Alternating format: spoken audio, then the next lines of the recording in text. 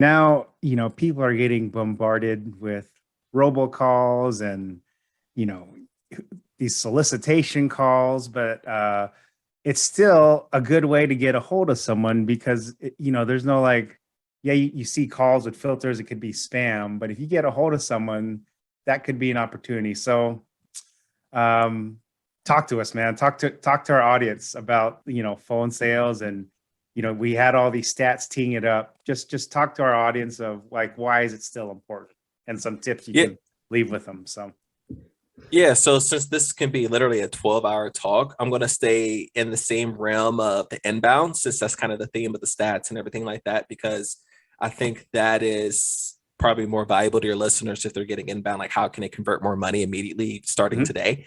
Yeah. So let's talk about that. So the first thing I want to definitely touch on is rapport is huge. In the first, let's say 20 or 30 seconds of that conversation. So like not answering the phone like you're lazy or you're tired, but with some command, right? And then immediately dropping into curiosity energy, I like to say, where you're discovering, okay, why are they on the phone? What is their current situation? What are their goals? What are they, or they're ultimately trying to achieve?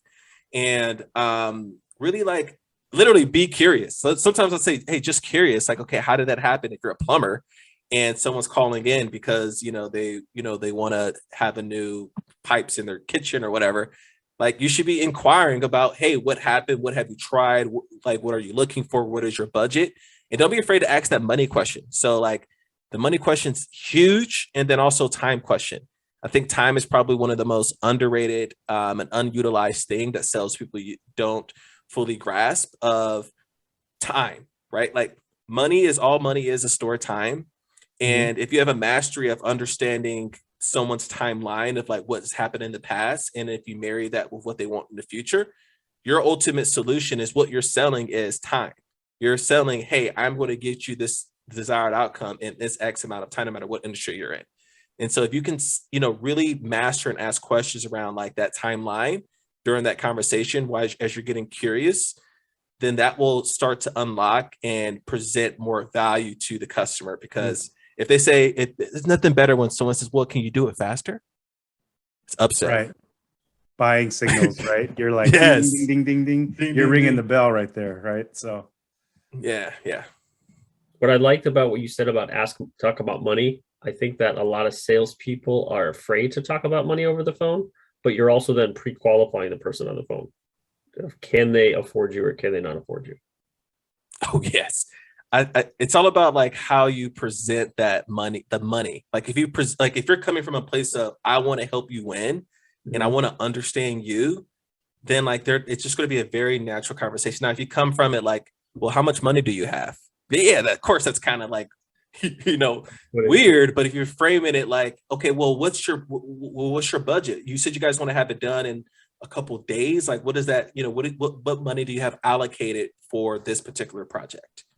Well, how much money have you spent in the past?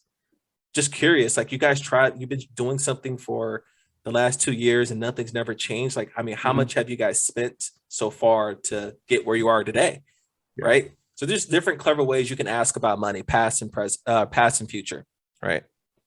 Yeah, because when I think about this and like just phone sales, I think of like Boiler Room and like Giovanni Ribisi just trying to how can I get them? You got them, but he uses some of those same elements like what you try. Obviously, it's a big level of trust on phone, so like the rapport piece is the building trust, and then like going in for it. People don't want to hear it, but if you're the business owner, phone sales, there's a ruthlessness and an aggressiveness you have to have of, well, you're not here just to make a phone call, make a friend. You're not. You're trying to do the right thing for a client, but that closer mentality, a lot of people don't have. That's why Joe's right. There's so people so turned off and fear things that they're not comfortable with, right? So yeah. Yeah. I think that's a huge mental shift of like, you're not, yes, you want to make money. Like we're in a business to make money. Like we're not in business to, save the, I mean, obviously some people are in business to save the earth, but it needs to make money for people to back it. Bank's not going to give you money Right. just because you want to save the earth. But at the same time, we're in business to solve people's problems. So like if you could stay locked in of like, how can I be of value to this human being on the phone, then sales becomes so much easier. And those tough questions are a lot easier to ask because you generally need to know, can this person even afford to have their problem be solved? Right. And affordability is another subjective thing because if something's most important enough, people will find the money for it. They'll call people, they'll go to the bank, they'll get creative. Like if the problem's big enough, people will find the money. Like especially in America. I mean, I'm traveling the world. Like people in America are crazy with finding money underneath rocks, right? But yeah, man, I think as long as you're obsessed with their desired outcome, the client can feel that too, the prospect. Like, and they'll feel that energy, especially if you're really curious about them, they'll feel it. And that would deepen the rapport.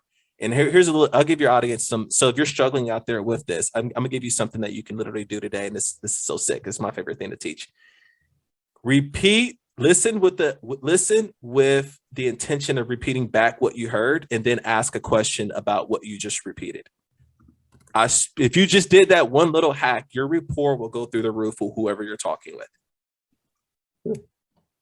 That will put you in the 1% of salespeople, because most salespeople don't listen; they interrupt people. So repeat that one more time for our audience. I think this is something, we'll create like a media soundbite for, but give it to us one more time. I will listen with the intention of repeating back exactly what you heard. And then once you repeat back or summarize what you heard, then follow up with another question to go deeper. That by itself will deepen rapport. It will give you some momentum and curiosity. And they'll feel like they've known you their entire life. Like, wow, like you'll be surprised how much voluntary information they'll give you. And then here's another benefit of this.